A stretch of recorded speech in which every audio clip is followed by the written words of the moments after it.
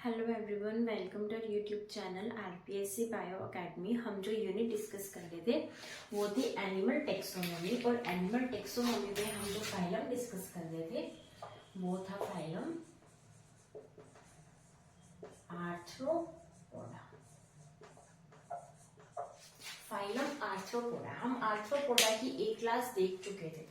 ठीक है, आज हम बात करेंगे आर्थ्रोपोडा की। हम क्लासिफिकेशन को स्टार्ट करेंगे और जो हमारी फिजियोलॉजी रहेगी थी उसको सबसे पहले खत्म करेंगे। ठीक है, तो हमने डाइजेस्टिव सिस्टम और रेस्पिरेटरी सिस्टम के बारे में देख लिया था। अभी हम डिस्कस करेंगे excretory system. Excretory system of phylum arthropoda.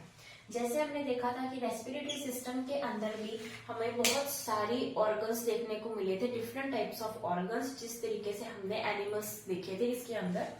तो उसी हिसाब से इसके एक्सक्रीटरी ऑर्गन्स भी अलग अलग तरीके के हैं। जैसे कि हम कह सकते हैं ग्रीन ग्लैंड्स, इसे ही बोला जाता है एंटीनल ग्लैंड्स या फिर मेलफिजियन ग्लैंड्स। ये पाए जाते हैं प्रॉन, क्रैब। इनके अंदर क्या पाए जाते हैं? Green glands, antennal glands, Malpighian glands. ठीक है, ये किसके अंदर पाए जाएंगे? प्रॉन या फिर क्रैब के अंदर। उसके बाद ऑर्गन आता है कोएक्सल ग्लैंड। कोएक्सल ग्लैंड भी एक तरीके का एक्सक्रीटरी ऑर्गन है, लेकिन ये किसके अंदर पाया जाएगा? ये पाया जाएगा स्पाइडर, स्कॉर्पियन के अंदर, यानी बिच्छू के अंदर और मकड़ी के अंदर। अगर हम इनकी बात करें तो इनके अंदर कौन सा एक्सक्रीटरी ऑर्गन पाया जाएगा? तो पाया जाएगा कोएक्सल ग्लैंड्स। उसके अलावा सबसे इंपॉर्टेंट जहां से क्वेश्चन आता रहता है कि मेलफिजियन ट्यूब्यूल्स। मेलफिजियन ट्यूब्यूल्स पाए जाएंगे इंसेक्ट्स के अंदर, और इंसेक्ट किसका पार्ट है? फाइलम आर्थ्रोपोडा का पार्ट है। तो इंसेक्ट के अंदर क्या पाए जाएंगे? मेलफिजियन ट्यूब्यूल्स। ठीक है, तो हमने एक्सक्रीटरी सिस्टम की बात की। हमने देखा कि तीन तरीके के एक्सक्रीटरी ऑर्गन्स हमें देखने को मिलते हैं, ग्रीन ग्लैंड्स, एंटीनल ग्लैंड्स और मेलफिजियन ग्लैंड्स। ये पाए जाते हैं प्रॉन और क्रैब के अंदर। कोएक्सल ग्लैंड्स पाए जाते हैं स्पाइडर, स्कॉर्पियन के अंदर। मेलफिजियन ट्यूब्यूल्स पाए जाते हैं इंसेक्ट के अंदर।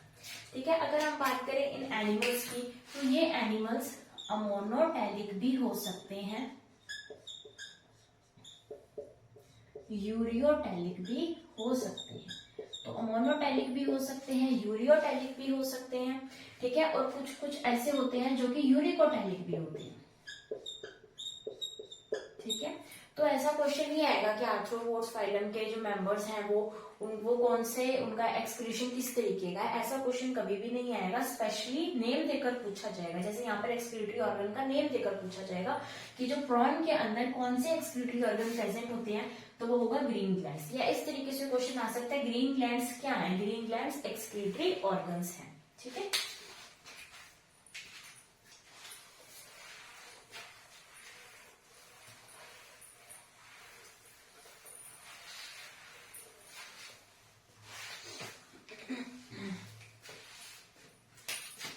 उसके बाद हम बात करते हैं नर्वस सिस्टम की।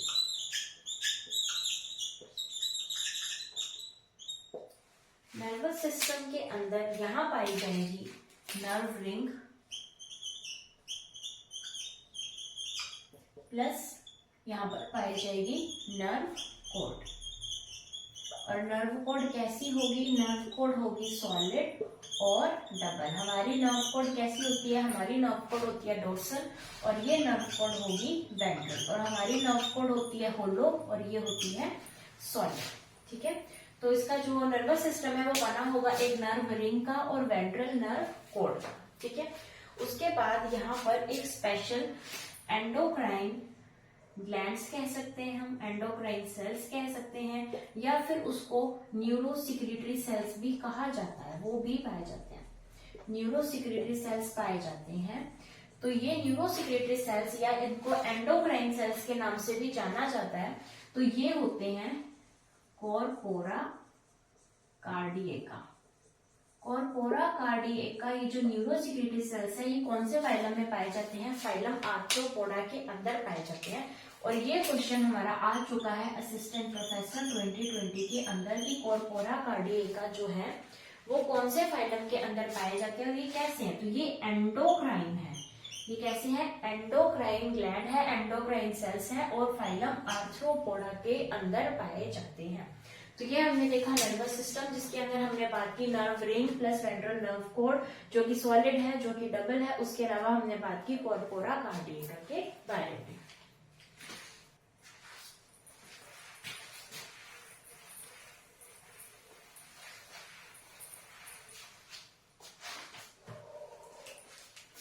उसके बाद हम बात करते हैं सेंसरी ऑर्गन्स की। सेंसरी ऑर्गन्स जो है ये इस फाइलम के बहुत ही इंपॉर्टेंट है क्योंकि यहाँ से क्वेश्चन आ चुका है। सबसे पहले बात करें, यहाँ पर पाए जाते हैं एंटीना, एंटीना पाए जाते हैं, एंटीन्यूज पाए जाते हैं। ये कैसे हैं? ये है कीमो रिसेप्टर। और क्या क्या पाया जाएगा यहाँ पर? और पाया जाएगा सॉरी सिंपल आई, कंपाउंड आई। जो कंपाउंड आई होती है वो बनी होती है, इसकी जो यूनिट की अगर हम बात करते हैं तो इसकी यूनिट होती है ओमेटिडियम। कंपाउंड आई की यूनिट होती है ओमेटिडियम। कंपाउंड आई होती क्या है? सिंपल आई तो एक ऐसे नॉर्मल सिंपल आई होगी, लेकिन कंपाउंड आई जो होती है ये ऐसे छोटे छोटे पार्ट्स के अंदर डिवाइड होती है।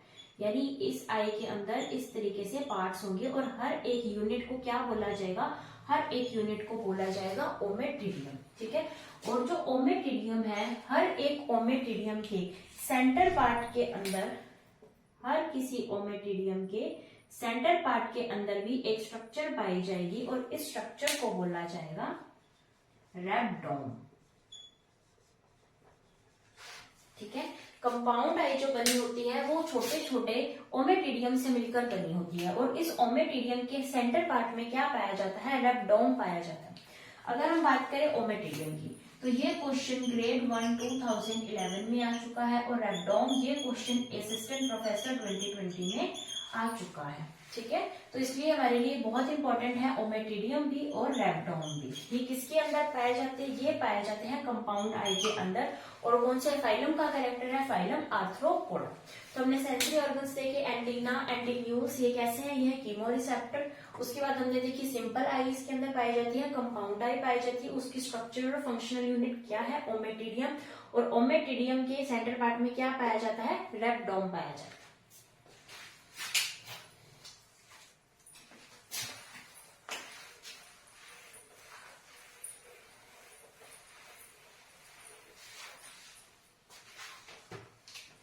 अब हम बात करते हैं रिप्रोडक्शन की। इसके अंदर रिप्रोडक्शन किस तरीके से पाया जाता है? रिप्रोडक्शन से पहले हमारा एक बैलेंसिंग ऑर्गन रह गया जो कि प्रॉन के अंदर पाया जाता है। अभी हम सेंसरी ऑर्गन्स की बात करें तो उसके अंदर एक ऑर्गन रह गया जो कि प्रॉन के अंदर पाया जाता है, जिसे बोला जाता है लिथोसाइट या फिर स्टेटोसिस्ट। लिथोसाइट या फिर स्टेटोसिस्ट ये भी एक सेंसरी ऑर्गन है जो कि पाया जाता है प्रॉन के अंदर। और ये कैसा ऑर्गन है? ये एक बैलेंसिंग ऑर्गन है।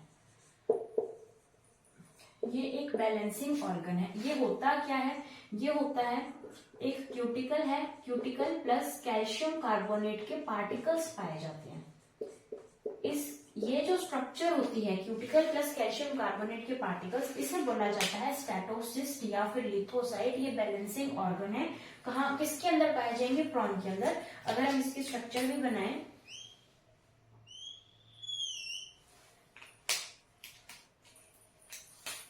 तो इसके ऊपर जो है वो इस तरीके से क्यूटिकल प्रेजेंट होगी और इसके अंदर प्रेजेंट होंगे कैल्शियम कार्बोनेट के पार्टिकल्स। ये क्या, कौन सी स्ट्रक्चर बन गई? ये है स्टेटोसिस्ट। क्या है? ये एक बैलेंसिंग ऑर्गन है। किसके अंदर पाया जाता है? प्रॉन के अंदर पाया जाता है। ठीक है।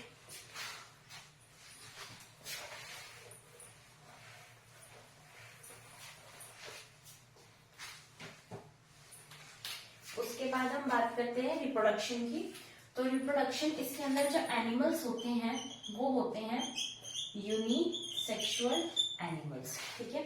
उसके बाद हम बात करें कि इसके जो एनिमल्स होते हैं उनके अंदर एक्सटर्नल फर्टिलाइजेशन भी पाया जाता है और इंटरनल फर्टिलाइजेशन भी हमें देखने को मिल जाता है। एक्सटर्नल फर्टिलाइजेशन जो एक्वाटिक होंगे उनके अंदर होगा और बाकी सब में इंटरनल फर्टिलाइजेशन ही देखने को हमें मिल जाएगा।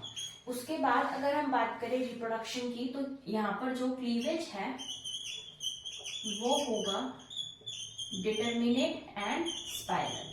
हम इसके बारे में डिस्कस कर चुके हैं कि ये जो भी क्लीवेज है ये हम पढ़ेंगे जब हम पढ़ेंगे डेवलपमेंटल बायोलॉजी। उसके अंदर हम हमारे क्लीवेज के बारे में बात करेंगे कि डिटर्मिनेट क्या होता है, स्पाइरल क्या होता है और कौन से फाइलम में कौन सा पाया जाता है, ये हमें कैसे पता लगेगा, ठीक है। तो एक बार हम पढ़ लेते हैं कि इसके अंदर क्लीवेज, डिटर्मिनेट एंड स्पाइरल पाया जाता है, ठीक है।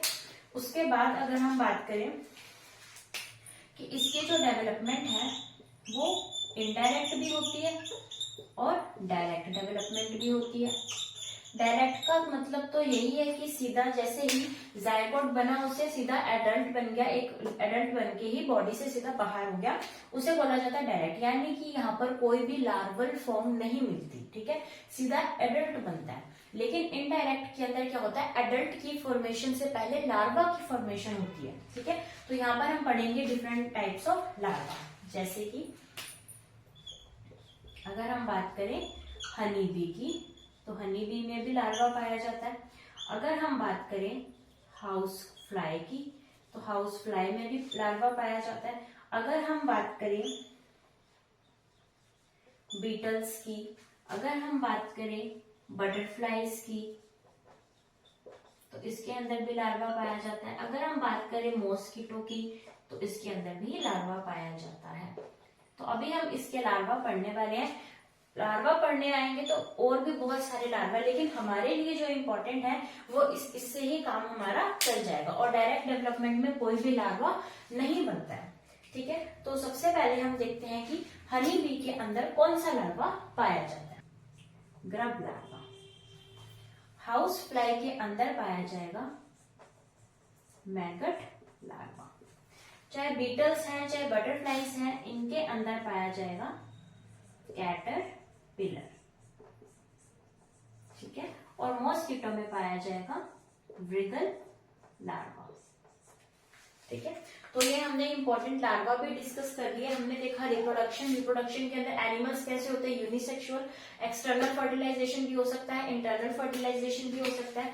एक इसके अंदर और चीज आती है कि ये मोस्टली ओविपेरस होते हैं, यानी एग देने वाले एनिमल्स होते हैं, लेकिन कभी कभी ये विविपेरस भी हो जाते हैं। ऐसा बहुत रेयर होता है और ये चीज किसके अंदर देखने को मिलती है, ये चीज देखने को मिलती है हमें स्कॉर्पियन के अंदर।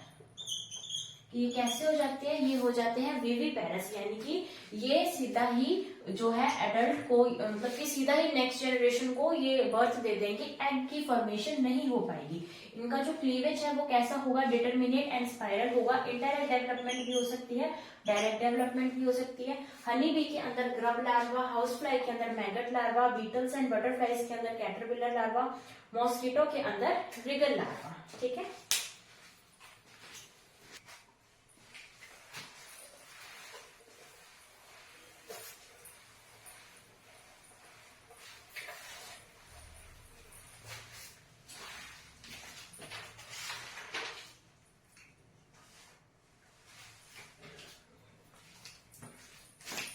अभी हम देखते हैं क्रस्टेशिया के लार्वा। यहाँ से क्वेश्चन कभी बन सकता है कि क्रस्टेशिया का कौन कौन से लार्वा है और कौन कौन से नहीं है। तो हमें क्रस्टेशिया के लार्वा एक बार हमें अभी पढ़े होने चाहिए। तो ये आ सकता है नॉप्लियस, मेटानॉप्लियस, जोइया, प्रोटोजोइया, साइप्रिस, माइसिस, फाइलोसोमा, एलिमा, ये मेन जो क्रस्टेशियन लार्वा है वो है नोप्लियस, मेटानोप्लियस, जोइया, प्रोटोजोइया, साइप्रिस, माइसिस, फाइलोसोमा, एलिमा। ठीक है, अगर इतने सारे हमें ना याद हो रहे हो तो हमने क्या ध्यान में रखना है, एक नोप्लियस और एक जोइया, ये दो इंपॉर्टेंट है। अगर क्वेश्चन आएगा तो इन्हीं दोनों में से ही आएगा, लेकिन हमें हमारे पढ़े होने चाहिए सारे, कि अगर इनमें से भी बाई चांस क्वेश्चन आ जाए तो हमारा गलत नहीं होना चाहिए।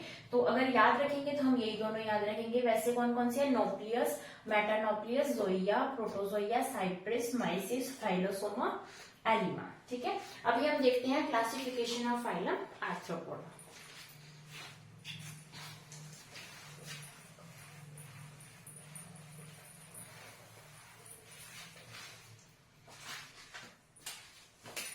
आर्थ्रोपोडा के अंदर आएंगे 6 सब फाइलम।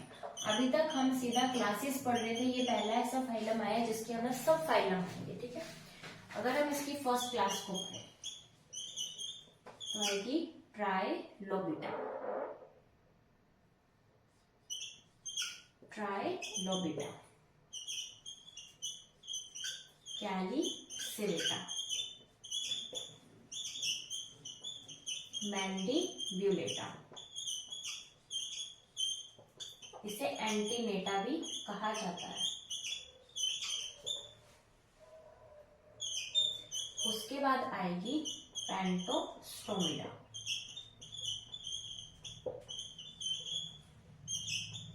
उसके बाद आएगी टार्डीग्रेडा,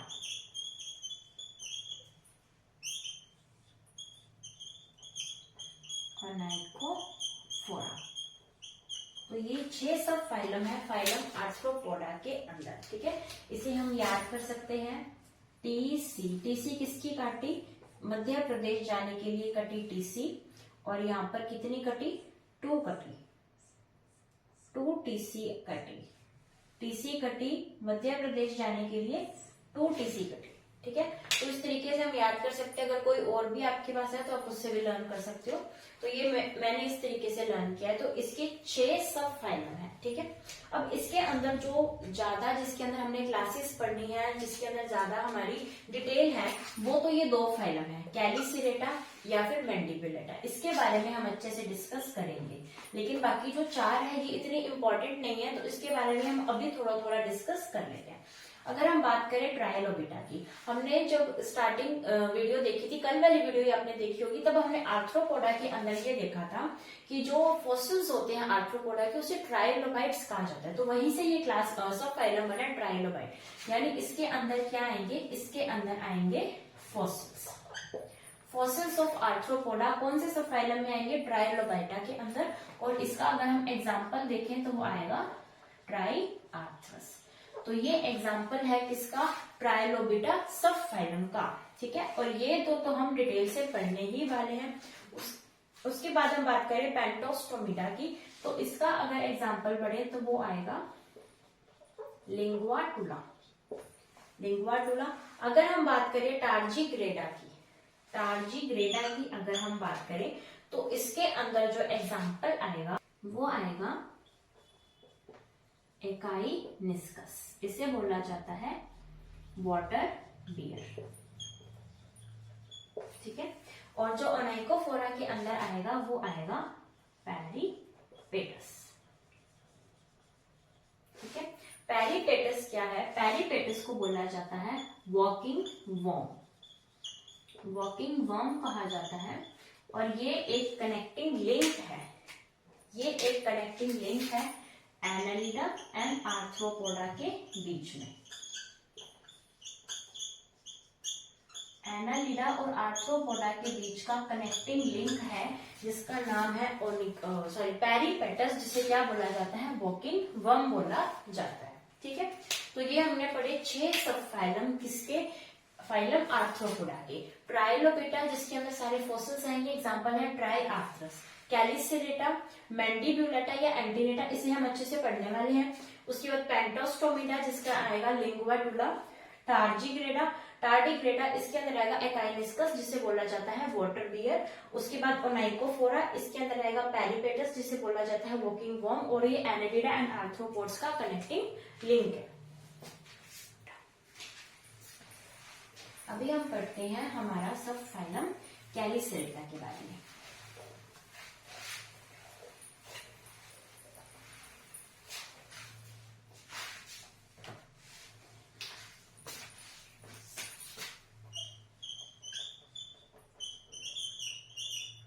कैलिसेरेटा, सबसे पहले इसे कैलिसेरेटा क्यों कहा जाता है? इसे कैलिसेरेटा कहने इसलिए कहा जाता है क्योंकि इसके अंदर स्ट्रक्चर पाई जाती है कैलिसिरे। कैलिसिरे स्ट्रक्चर क्या है? अगर मैं इसका डायग्राम बनाऊं तो ये स्ट्रक्चर कुछ इस तरीके की बनेगी, इस तरीके की स्ट्रक्चर। जैसे कि हम देखते हैं बिच्छू के अंदर या हम क्रैब के अंदर देखें तो उनके जो अपेंडिजेस है, उनके जो माउथ पार्ट्स हैं वो इस तरीके के होते हैं, बिल्कुल कुछ इस तरीके की हमें शेप देखने को मिलती है उनके क्लॉज की या फिर उनके जो फर्स्ट अपेंडिजेस होती हैं।